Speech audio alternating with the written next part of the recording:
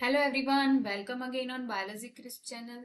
आज हम करने वाले हैं पूरे 100 क्वेश्चंस। बने रहिए हमारे साथ यूनिट 1 के पीवाई क्यूज के साथ। चलो स्टार्ट करते हैं। फर्स्ट क्वेश्चन कहता है,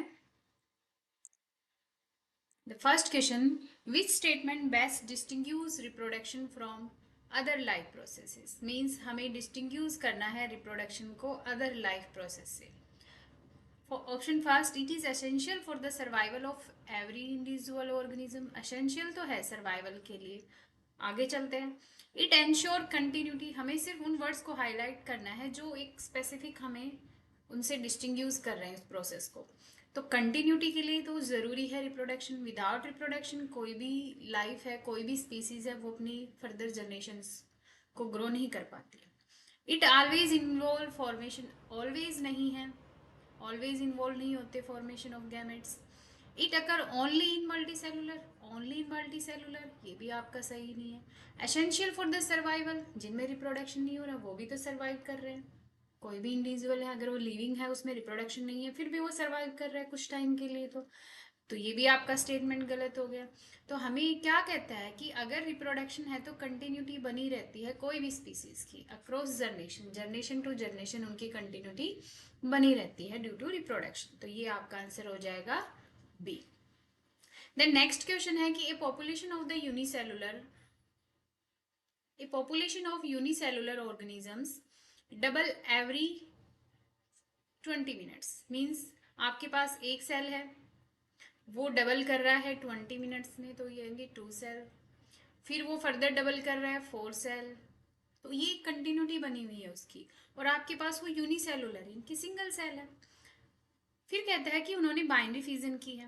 अब कहते हैं स्टार्टिंग विद 1 सेल, अगर 1 सेल से स्टार्ट करें, the number of cell after 2 hours. तो इन्होंने कहा है कि हमें नंबर ऑफ सेल्स बताने हैं आफ्टर 2 आवर्स। तो 2 आवर्स के बाद कितने सेल हो जाएंगे।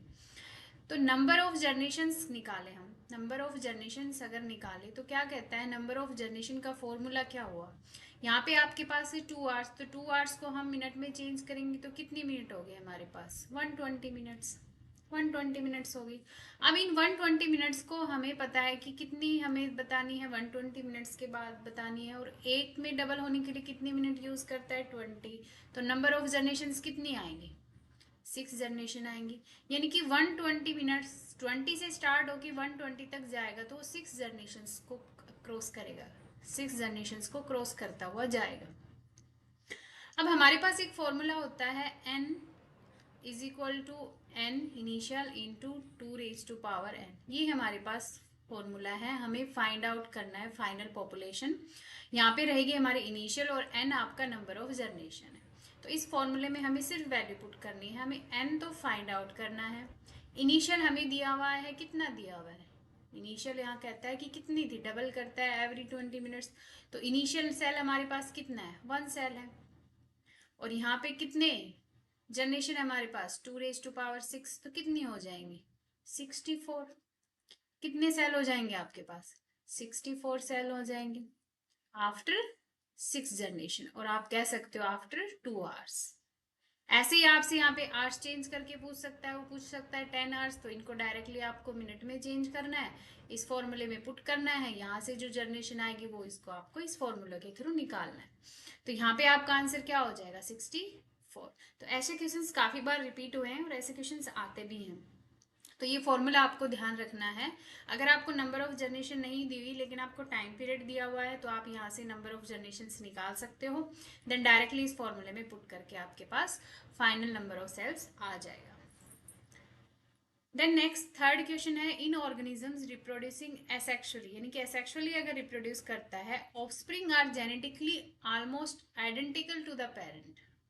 कहते हैं जेनेटिकली आइडेंटिकल है टू द पेरेंट बिकॉज, क्या रीजन है इस चीज के पीछे। हम पढ़ते हैं कि जब एसेक्सुअली कोई भी ऑर्गेनिज्म रिप्रोडक्शन करता है तो उसका जो ऑफस्प्रिंग बना है वो जेनेटिकली सिमिलर है अपने पेरेंट्स की, जेनेटिकली सिमिलर होता है अपने पेरेंट की। तो ऐसा क्या है, क्या मियोसिस अकर विदाउट क्रॉसिंग, अगर मियोसिस ही हो गया तो विदाउट क्रॉसिंग ओवर को तो छोड़ दो।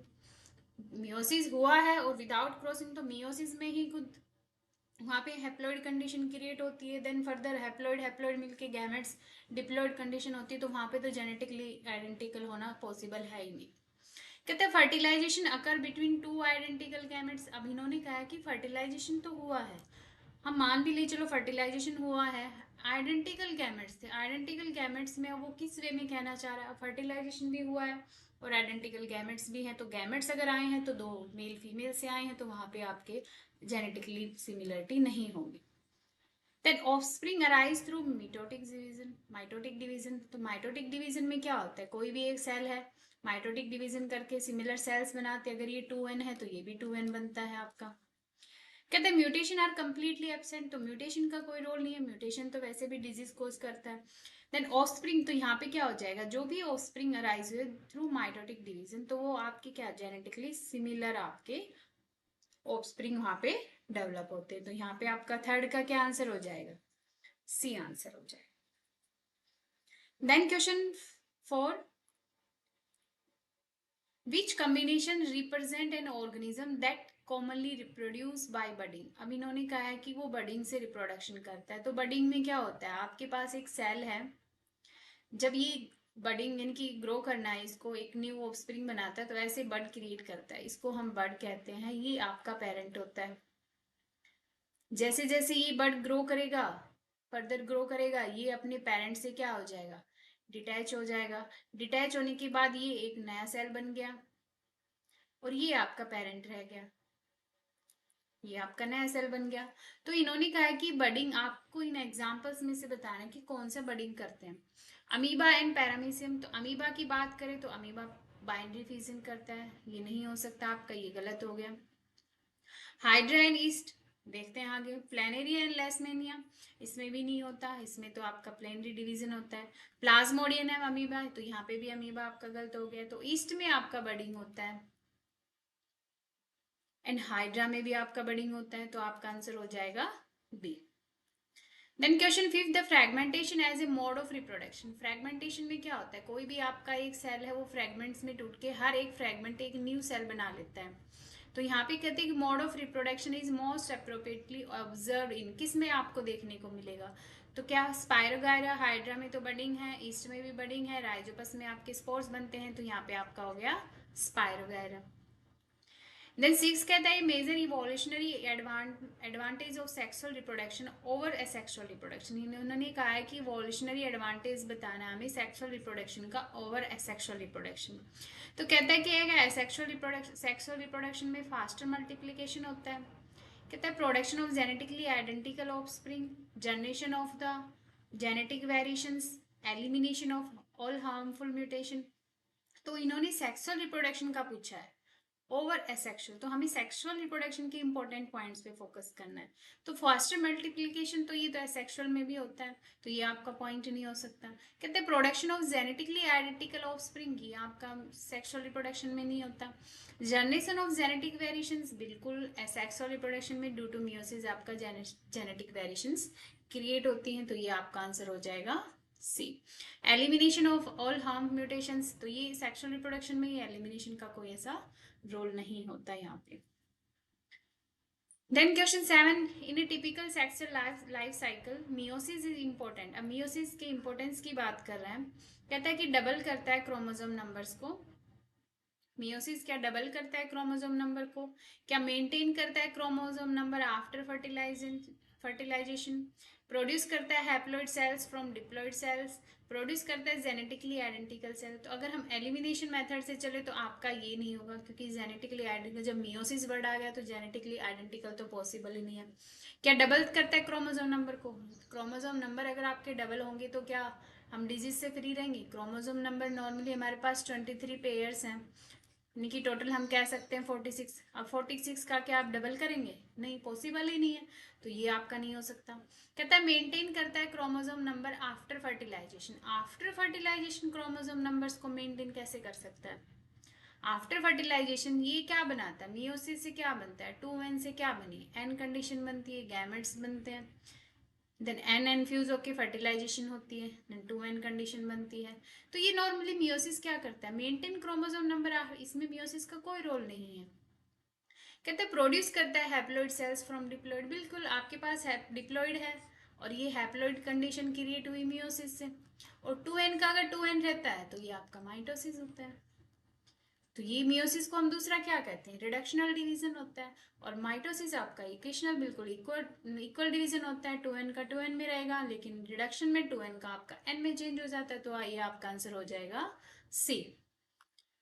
Then question 8, which event restore the diploid chromosome number in sexual life? ये कहता है कि कौन सा इवेंट है जो रिस्टोर रखता है double chromosome number, sorry diploid chromosome numbers को इन सेक्सुअल लाइफ साइकिल। यानी कि डिप्लॉइड क्रोमोसोम नंबर कब होते हैं क्रोमोसोम्स के, यानी कि स्टार्टिंग में जब डिवीजन होता है, हम पढ़ते हैं SG1 SG2 एंड M, ये फेजेस हम पढ़ते हैं। जब DNA रेप्लिकेशन होता है S फेज में,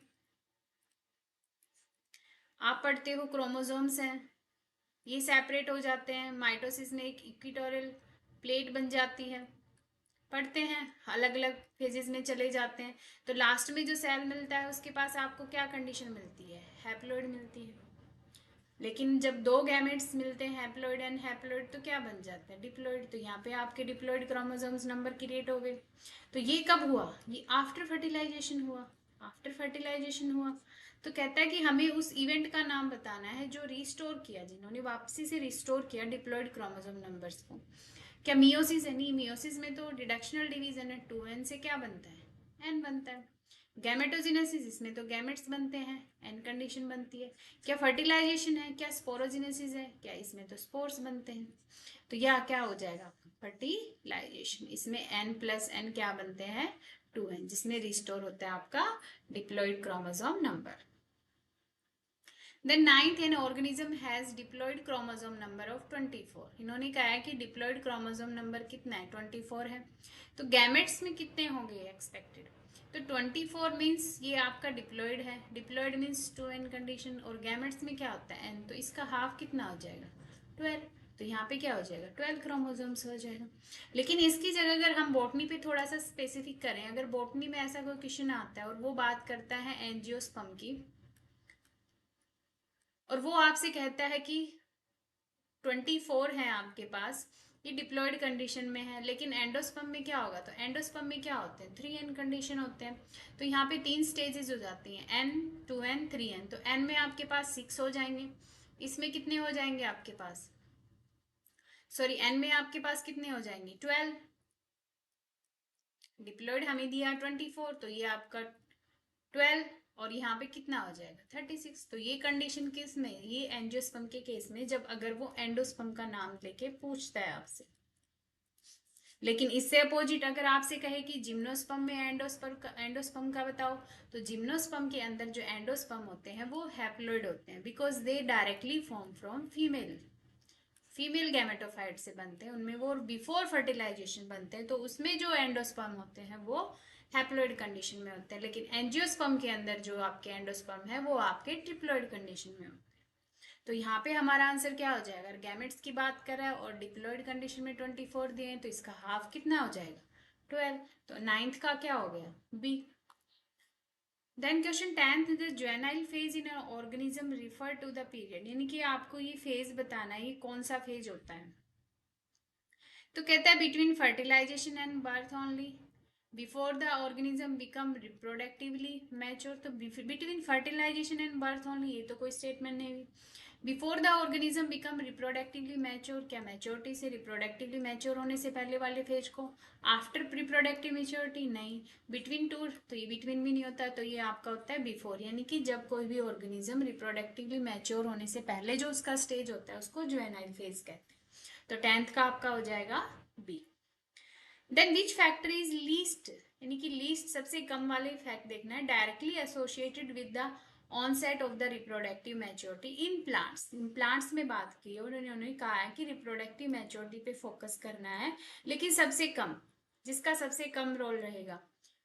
तो कहता है क्या photoperiod is related to the reproductive maturity, बिल्कुल, फोटो पीरियडिज्म हम पढ़ते हैं प्रोसेस, डायरेक्टली रिलेटेड। टेम्परेचर भी, वर्नलाइजेशन हम पढ़ते हैं, हार्मोनल रेगुलेशन, जो भी हार्मोन्स होते हैं उनकी रेगुलेशन से फ्लावरिंग वगैरह सब मेंटेन रहती है इन प्लांट्स में, रिप्रोडक्टिव स्टेज मेंटेन रहती है। लेकिन genetic material of the chloroplast only, इसका कोई रोल नहीं होता जेनेटिक मटेरियल, इसका लीस्ट रोल होता है क्लोरोप्लास्ट का, बिकॉज इसका काम है कि प्लास्टिक वगैरह को ये मैच्योरिटी स्टेज में लेके जाता है, लेकिन इसका रिप्रोडक्टिव मैच्योरिटी से ज्यादा कोई रोल प्ले नहीं करता इन प्लांट्स की। तो genetic material of the chloroplast only, इसका रिप्रोडक्टिव मैच्योरिटी इन प्लांट्स में सबसे ये डायरेक्टली एसोसिएटेड नहीं होता। तो आपका आंसर क्या हो जाएगा? D. Then question 12, in higher plant senescence refer to, यानी कि ये क्या स्टेज होती है जब एजिंग स्टेज जिसे हम कहते हैं, एजिंग स्टेज कहते हैं। तो क्या कहता है कि जर्मिनेशन ऑफ सीड नहीं, development of the reproductive organ ये भी नहीं हो सकता, progressive deterioration associated with the ageing, formation of the gametes. तो इसमें डायरेक्टली आपको सेनिसेंस स्टेज का पता है कि एजिंग है, तो डायरेक्टली आपका आंसर क्या हो जाएगा? C. Then 13, which statement about reproductive life span is correct? हमें रिप्रोडक्टिव लाइफ स्पैन के बारे में बताना है, स्टेटमेंट बेस है। It is identically in all the organism of the species, it always begins at the birth, ये गलत है आपका। It vary among organism depending on the species and the biological factor, it ends immediately after first reproduction, ऐसा भी कुछ नहीं है। It identical होता है सब में, नहीं ऐसा नहीं है, सब में वेरी करता है। तो कहते हैं it vary among organism depending on the species and biological factor, ये वेरी करेगा और डिपेंड करेगा किस टाइप की स्पीसीज है और वो किस कैसे इन्वायरमेंट में रह रही है। तो ये आपका आंसर हो जाएगा सी। देन कहते हैं विच of the following is an example of vegetative propagation की बात कर रहे हैं। तो आप वेजिटेटिव प्रोपेगेशन का नाम आते हैं आपको पोटैटो ध्यान में रख लो, पोटैटो में जो ट्यूबर्स निकलती हैं वो is the example of vegetative propagation. तो कहते हैं फॉर्मेशन ऑफ द जायगोट, नहीं ये तो फर्टिलाइजेशन हो रहा है, सेक्सुअल रिप्रोडक्शन हुआ है। Potato tubers producing a new plant, fusion of the gametes, ये भी फर्टिलाइजेशन हो रहा है, सेक्सुअल रिप्रोडक्शन हुआ है। Formation of the spores bye meiosis, ये तो स्पोरोजेनेसिस प्रोसेस है। तो वेजिटेटिव रिप्रोडक्शन क्या हो, प्रोपेगेशन क्या हो गया आपका? Potato tubers producing a new plant. Then question 15, the major biological significance of the vegetative, इन्होंने अब सिग्निफिकेंस पूछा है वेजिटेटिव प्रोपेगेशन का। कहते हैं always increase genetic variation, genetic variation तो होती नहीं उसमें। Produce genetically similar plants rapidly, require fertilization नहीं चाहिए, ऑलवेज इन्वॉल्व मियोसिस, नहीं मियोसिस भी नहीं होता। तो यहाँ पे आपका आंसर हो जाएगा बी। जब भी किसी आंसर में आपको डाउट होता है तो हमें एलिमिनेशन मेथड फॉलो करना चाहिए, तो आपका डायरेक्टली आपके पास आंसर आ जाएगा। देन 16 कहता है which pair is correctly match, बताना है हमें, मैच करना है जो बिल्कुल जो स्टेटमेंट दी हुई है उसके साथ वो मैच हो रहा है नहीं। कहते हैं राइजोपस है उसमें बडिंग होती है, नहीं राइजोपस में बडिंग नहीं होती, हम इसको हटा देते हैं।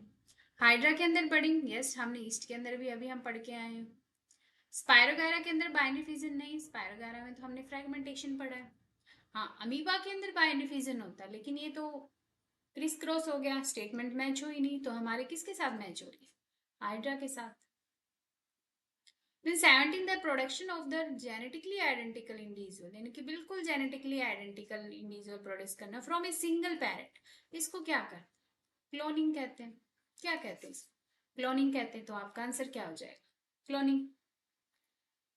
ए major disadvantage of asexual reproduction, अब तक हम एडवांटेज डिसएडवांटेज के बारे में पढ़ते हैं, लेकिन अब इन्होंने टारगेट किया है सेक्सुअल रिप्रोडक्शन को, उसकी हमें डिसएडवांटेज बतानी है अगर रैपिडली चेंजिंग इन्वायरमेंट है तो। एक्सेसिव मियोसिस, मियोसिस तो है ही नहीं एसेक्सुअल रिप्रोडक्शन में। क्या रीजन हो सकता है? हाई एनर्जी रिक्वायरमेंट, नहीं। Dependence on the pollinator, no. तो ये होता है लो जेनेटिक वेरिएबिलिटी की वजह से वो ज्यादा रैपिडली चेंजिंग इन्वायरमेंट में वो सर्वाइव नहीं कर पाते हैं, because they are genetically clone identical होते हैं, तो ज्यादा जो एडेप्टेशन उनके अंदर नहीं होती है because they are genetically variability. Then which process can introduce genetic variations during sexual reproduction? अभी सेक्सुअल रिप्रोडक्शन में कह रहा है कि जेनेटिक वेरिएशंस कौन करता है।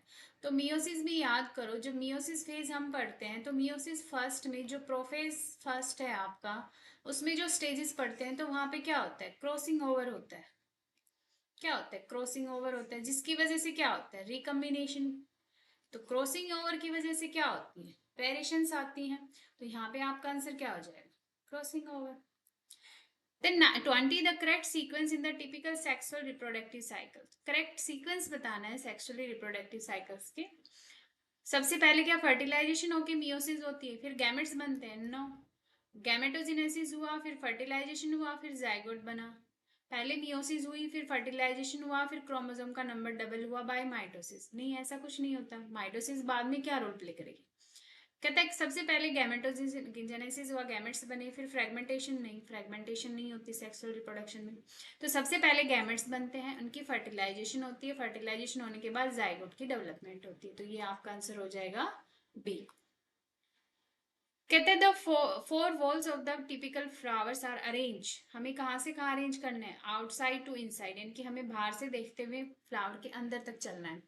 सबसे पहले क्या होता है, Corolla, calyx, androecium and gynoecium. तो ये तो सीक्वेंस में है, लेकिन पहले क्या कोरोला होता है, आगे देखते हैं एक बार. पहले कहते हैं कैलेक्स है, फिर कोरोला, फिर एंड्रोसियम एंड गाइनोसियम. सबसे पहले कैलेक्स, एंड्रोसियम, तो ये तो आपका डायरेक्टली गलती हो गया. गाइनोसियम सबसे पहले होता है. नो, तो ये दो तो हमारे एलिमिनेट हो गए. अब सबसे पहले हमारा क्या होता है, कैलेक्स होता है, देन कोरोला होता है, देन एंड्रोसियम, देन गाइनोसियम. तो ये आपका आंसर क्या हो जाएगा, बी आंसर हो जाएगा. तो 21st का क्या हो गया आपका, बी आंसर हो गया. देन उसके बाद क्वेश्चन 22, एक typical mature anther. Mature anther की बात कर रहा है, वो कैसा होता है. हम पीछे भी पढ़ के आए हैं कि क्या होता है, बाइलोब होता है और डाइथिकस होता है. दो थीका होते हैं, दो लोब होते हैं. तो क्या कहते हैं, क्या मोनोलोब है, नो. क्या बाइलोब, क्या डाइथिकस है, क्या ट्राइलोब भी नहीं है, यूनिलोब भी नहीं है. तो आपका आंसर क्या हो जाएगा, B. A typical angiosperm anther. अब एंथर में कहता है क्या कंटेन करता है, कितने माइक्रोस्पोरेंजिया होते हैं. उसके पास 4 माइक्रोस्पोरेंजिया होते हैं. कितने माइक्रोस्पोरेंजिया होते हैं, उसके पास 4 माइक्रोस्पोरेंजिया होते हैं. क्या 2 होते हैं, नो. 3. तो इसके पास कितने होते हैं, 4.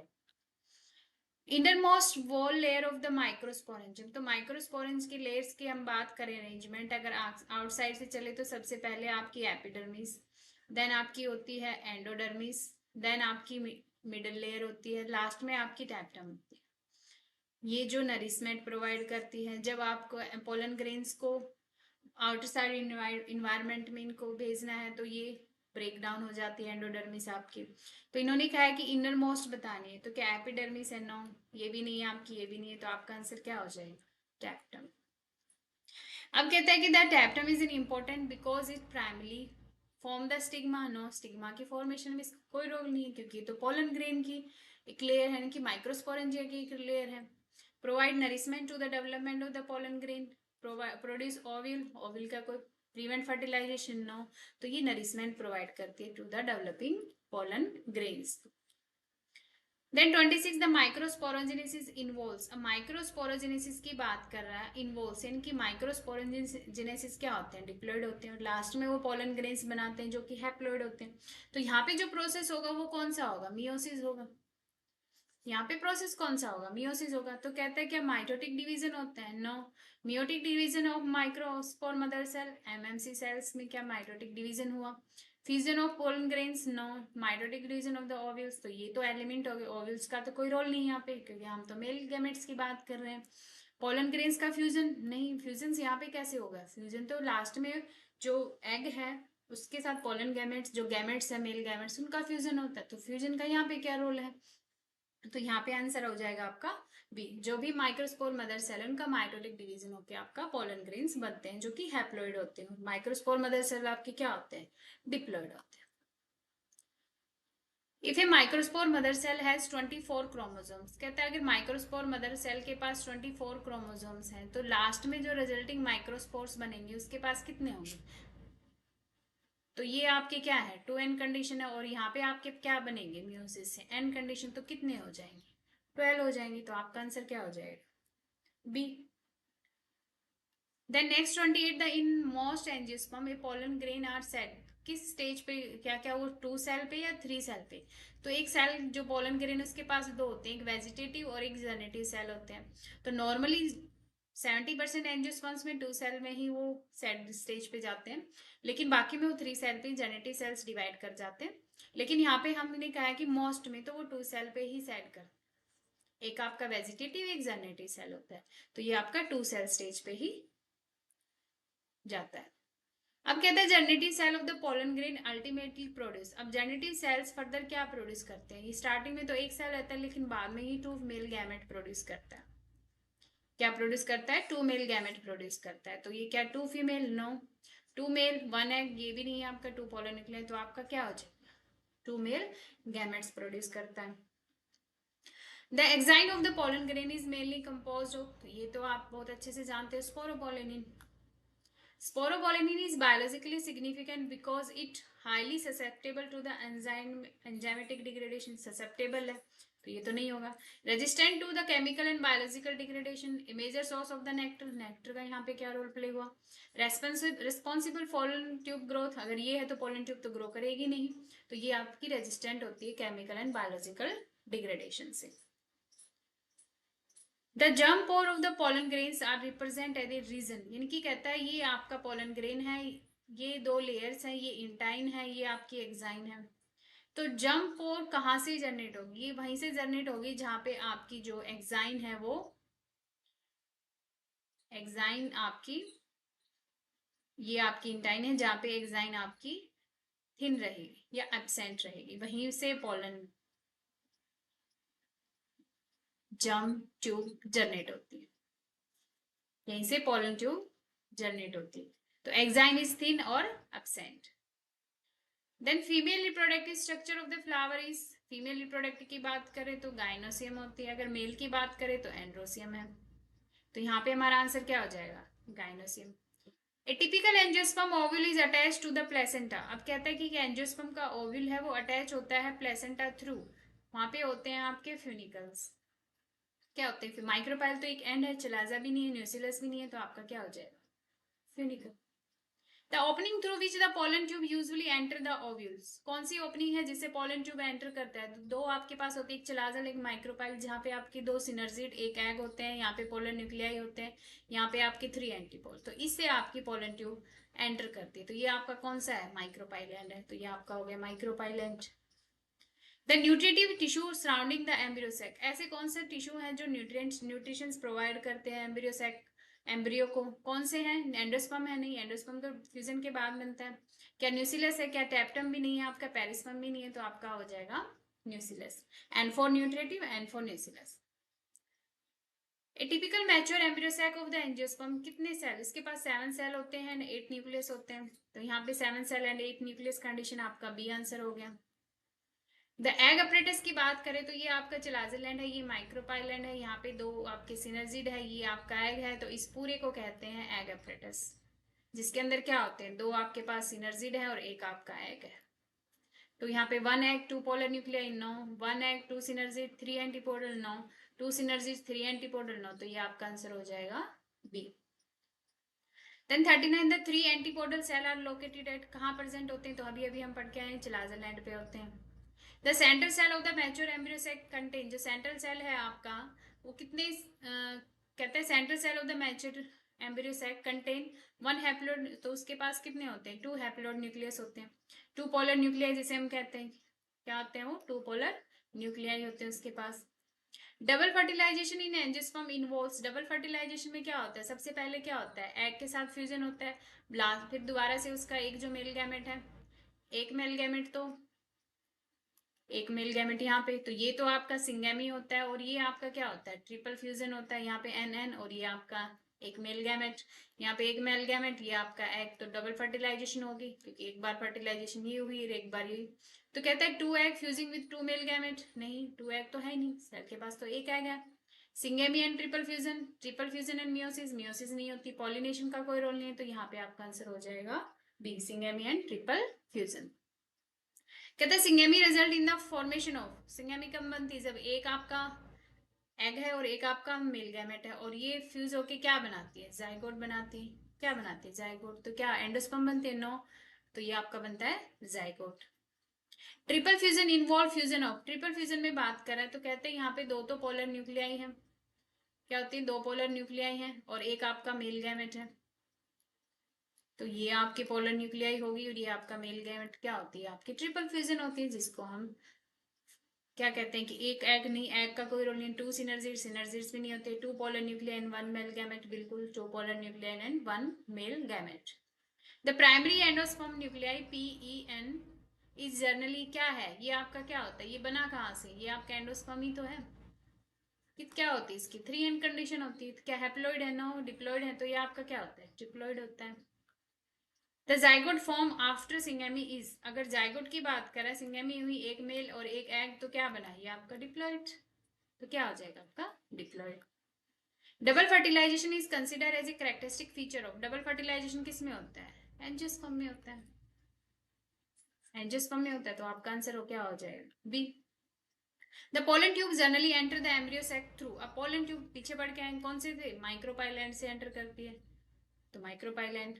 द फिलीफॉर्म एपरेटस कहाँ प्रेजेंट होते हैं, ये आपका सेल एग है, यहाँ पे सिनर्जिड सेल्स हैं, ये एग है, तो यहाँ पे आपके फिलीफॉर्म एपरेटस प्रेजेंट होते हैं, जो पोलन ट्यूब को या पोलन जो मेल गैमेट्स हैं उनको फर्दर पास करने में हेल्प करते हैं। तो filiform apparatus present in antipodal cell, no. Synergids, synergids तो आफ्टर फर्टिलाइजेशन, सॉरी सिनर्जिड्स तो, हाँ ये 2 सिनर्जिड्स है हमारे पास, तो ये synergids egg cell no polar nuclear, तो आपका आंसर क्या हो जाएगा सिनर्जिस, वो सिंगेमी है।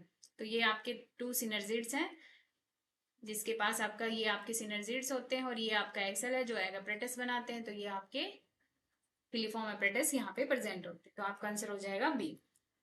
The major function of the filiform apparatus का मेन फंक्शन क्या है, कि प्रोड्यूस करते हैं पोलन ग्रेन्स, नहीं वो तो जेनेटिक सेल प्रोड्यूस करते हैं। गाइड करते हैं पोलन ट्यूब्स को enter into the synergids, form endosperm नहीं बनाते, कोई नेक्टर नहीं बनाते, तो वो गाइड करते हैं पोलन ट्यूब को enter into the synergids.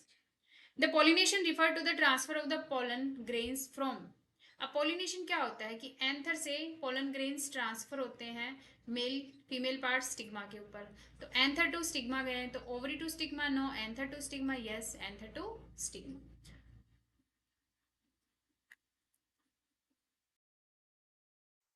The next question, pollination between flower of the same plant, अगर सेम प्लांट की बात कर रहा है तो वहाँ पे हमारा क्या होता है, क्या जीनोगैमी होता है, ये तो जेनेटिकली डिफरेंट होते हैं। गिटेनोगैमी, ओपामैक्सिस एंड हाइब्रिडाइजेशन, तो ये 2 डिफरेंट टर्म हो गई। ओपामैक्सिस मीन्स क्या होता है कि वहाँ पे क्या हुआ है, सीड बना है लेकिन विदाउट फर्टिलाइजेशन, वहाँ पे विदाउट फर्टिलाइजेशन आपका क्या प्रिपेयर हुआ है, प्लांट के अंदर सीड प्रिपेयर हुआ है, तो एपोमैक्सिस नहीं होगा, हाइब्रिडाइजेशन नहीं होगा, तो हमारा आंसर क्या हो जाएगा B. The next question, genetically अगर कहा जाए तो गिटैनोगैमी सिमिलर टू, अगर ये बात कहा जाए कि गिटैनोगैमी किसके सिमिलर है, तो यहाँ पे हम कहते हैं कि it is similar to autogamy, it is similar to autogamy. तो क्या जीनोगैमी, तो ये तो बिल्कुल सेपरेट चीज है। ऑटोगैमी वेजिटेटिव प्रोपेगेशन नहीं है आपका, एपोमैक्सिस नहीं है, तो आपका आंसर क्या हो जाएगा ऑटोगैमी। देन कहते हैं xenogamy involve pollen transfer between, अब जीनोगैमी की बात कर रहा है तो उसमें क्या कहता है, क्या anther and the stigma of the same flower, तो सेम फ्लावर तो नहीं होता। Different flower of the same plant, no.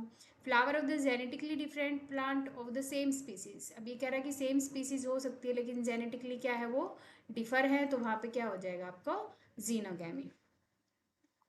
Then question 54, which condition promote autogamy, कौन सी कंडीशन है जो ऑटोगैमी यानी कि वहां पे पोलिनेशन है between same flower same plant के बीच में हो, तो वहां पे कौन सी कंडीशन है जो इस स्टेप को प्रमोट करेगी, तो क्या क्लेस्टोगैमी है, डाइकोगैमी, तो ये तो क्या होता है, ये अलग कंडीशन है जब प्लांट की जो हाइट है उसके डिफरेंट टाइम्स और डिफरेंट टाइप के अकॉर्डिंग मेल एंड फीमेल्स की जो मेल है वो पोलन ग्रेन्स डिफरेंट टाइम पे रिलीज करता है, लेकिन जो रिसेप्टिविटी है स्टिग्मा वो डिफरेंट टाइम पे होती है, तो वो अलग कंडीशन है।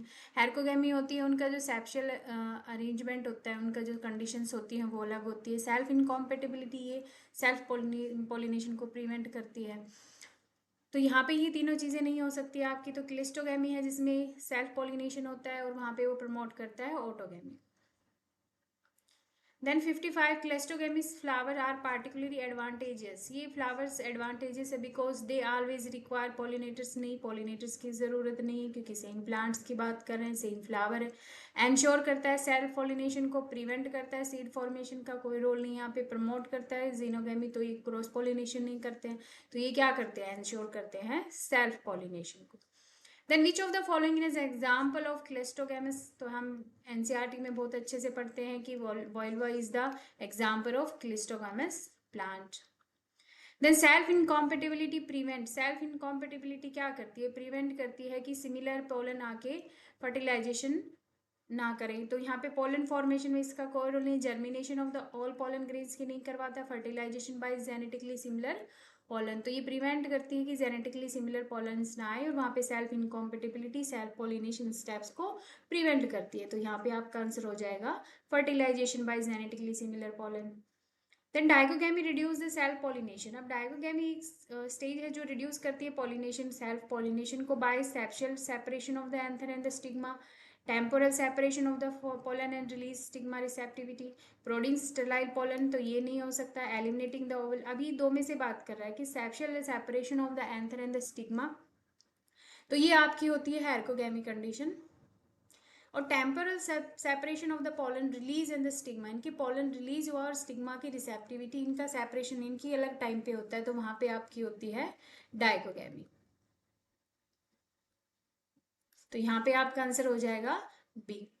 Then 59 the spatial separation of the anther and the stigma, अगर बात करें तो यहाँ पे आपका क्या हो जाएगा हेरकोगेमी, जो अभी हम पढ़ के आए, तो ये आपके नहीं हो सकते।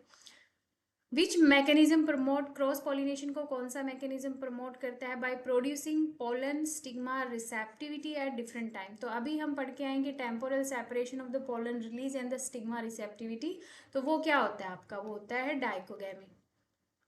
वो क्या होता है, वो होता है आपका डाइकोगेमी। तो हेरकोगेमी तो क्या हो गया, सेप्शल सेपरेशन हो गई।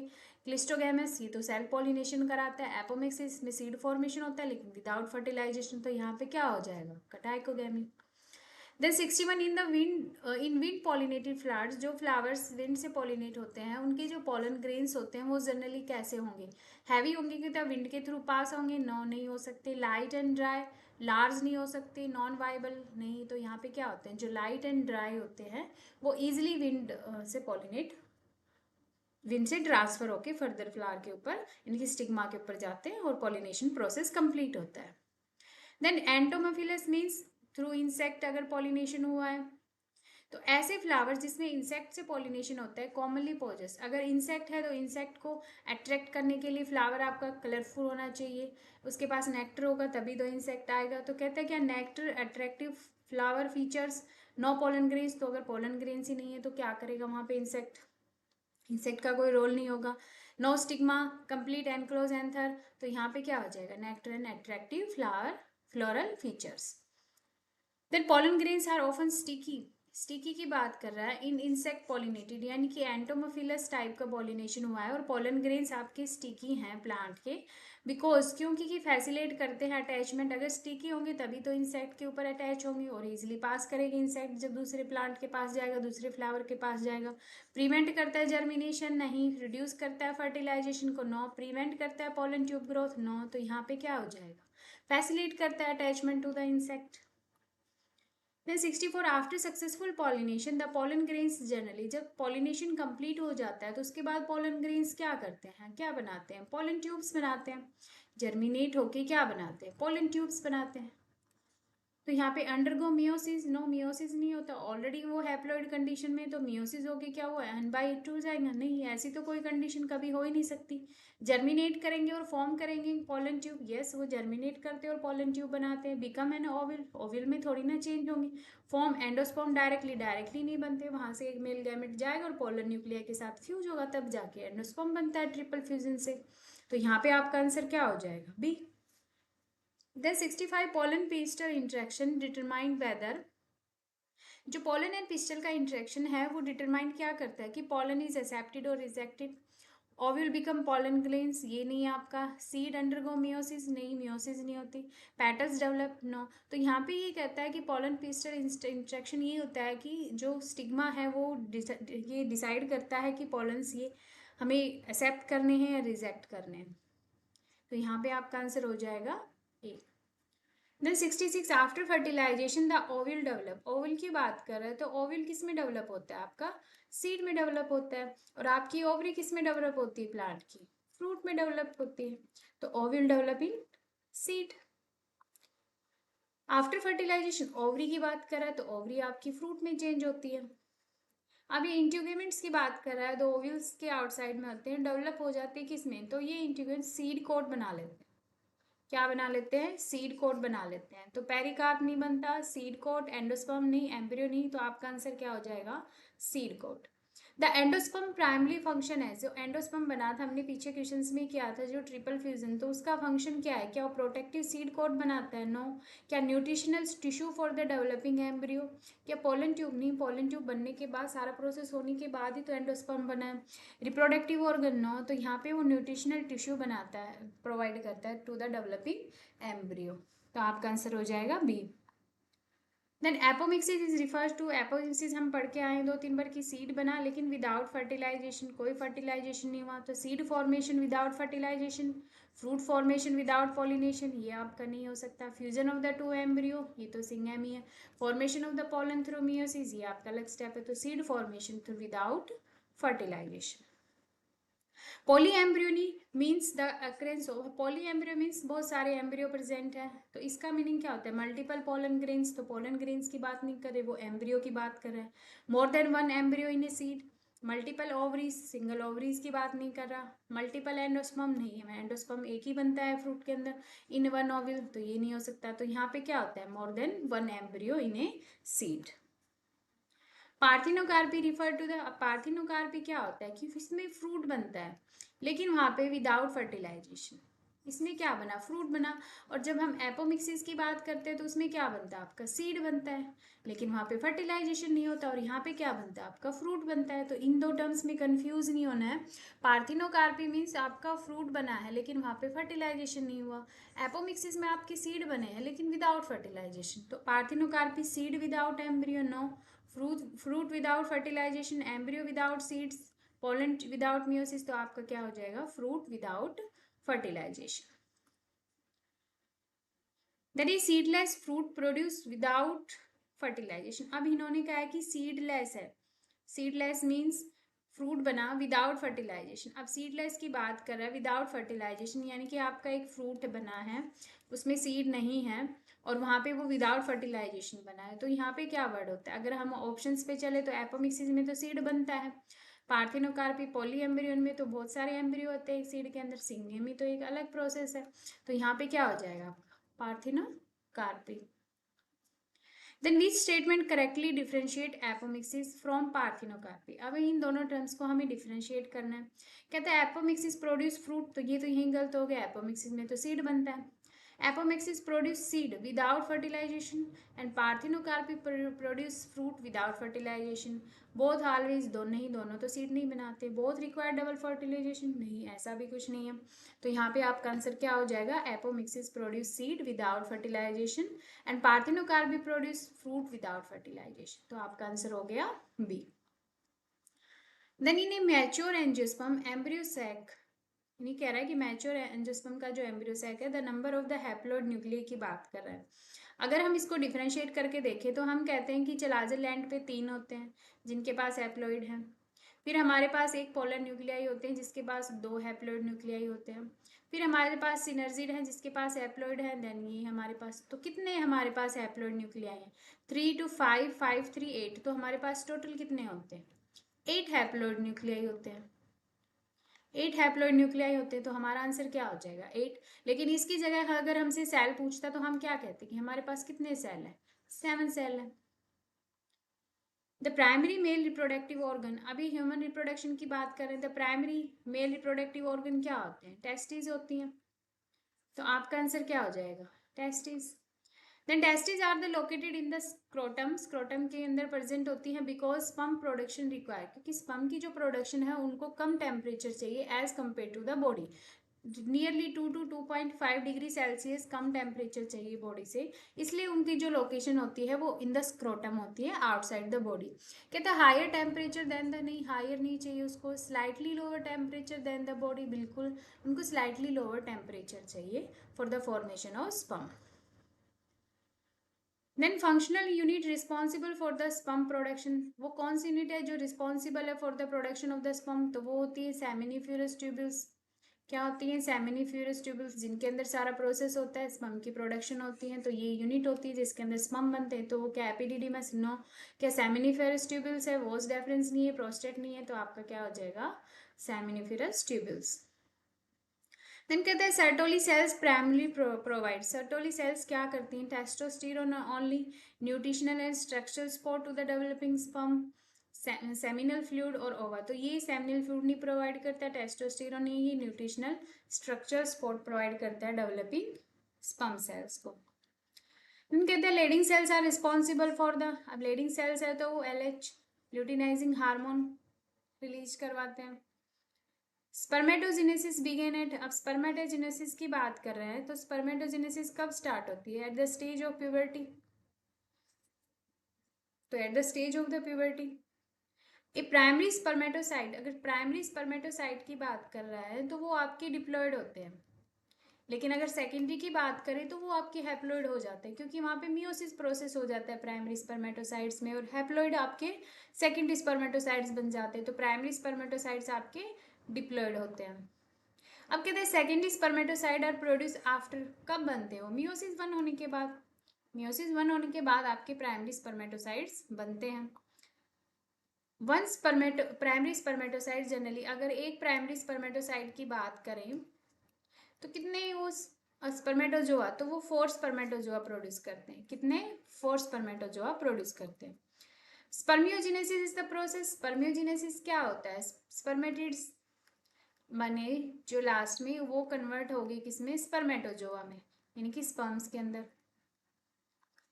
तो ये होता है आपका स्पर्मियोजेनेसिस। और इससे ऊपर जो प्रोसेस होते हैं जिसमें चेंज हुआ प्राइमरी से सेकेंडरी, ये सारा होता है स्पर्मेटोजेनेसिस। तो स्पर्मियोजेनेसिस क्या हुआ? स्पर्मेटिड से क्या बने? स्पर्म्स। तो spermatogonia from the primary spermatocytes, ये आपका स्पर्मेटोजेनेसिस होता है। Spermatid transform into the spermatozoa, spermatozoa undergo meiosis, तो आपका आंसर हो जाएगा B. Then acrosome of the sperm contain enzymes, के पास एंजाइम प्रेजेंट है दैट आर इंपॉर्टेंट फॉर, किस लिए इंपॉर्टेंट है वो? कि एटीपी की प्रोडक्शन करवाता है ओनली? नहीं, तो ये नहीं होगा। Penetration of the ovum covering, जो जर्ना पेलुसिडा उनकी पेनिट्रेशन कराता है। Testosterone secretion no, DNA replication no, तो ये पेनिट्रेशन में हेल्प कराते हैं। The middle piece of the sperm is rich in, जो मिडल पीस है यानी कि यहाँ पे हेड है, यहाँ पे मिडल पीस है, वहाँ पे किस कौन सा है इसके पास क्या मटेरियल होता है? तो वहाँ पे माइटोकॉन्ड्रिया प्रेजेंट होते हैं। क्या प्रेजेंट होता है? माइटोकॉन्ड्रिया प्रेजेंट होता है। The female primary स्पर्मेटो organ is, female की बात करें तो प्राइमरी क्या होता है इसके पास? ओवरी होते हैं। क्या होते हैं? ओवरी होती है। Then next 89, oogenesis differ from the spermatogenesis. अब oogenesis की बात कर रहा है, वो डिफर है स्पर्मेटोजेनेसिस से, क्यों? क्योंकि it began only after puberty. अब oogenesis की बात कर रहा है क्योंकि हमें oogenesis को डिफर करना है स्पर्मेटोजेनेसिस, तो फर्स्ट स्टेटमेंट जो मिलेगी वो आपको रिलेटेड टू oogenesis मिलेगी। तो it began only after puberty नहीं, oogenesis तो एम्ब्रियोनिक स्टेज में ही स्टार्ट हो जाते हैं। Cytoplasmic division is unequal, 4 functional OR always form, नहीं 4 तो नहीं बनते।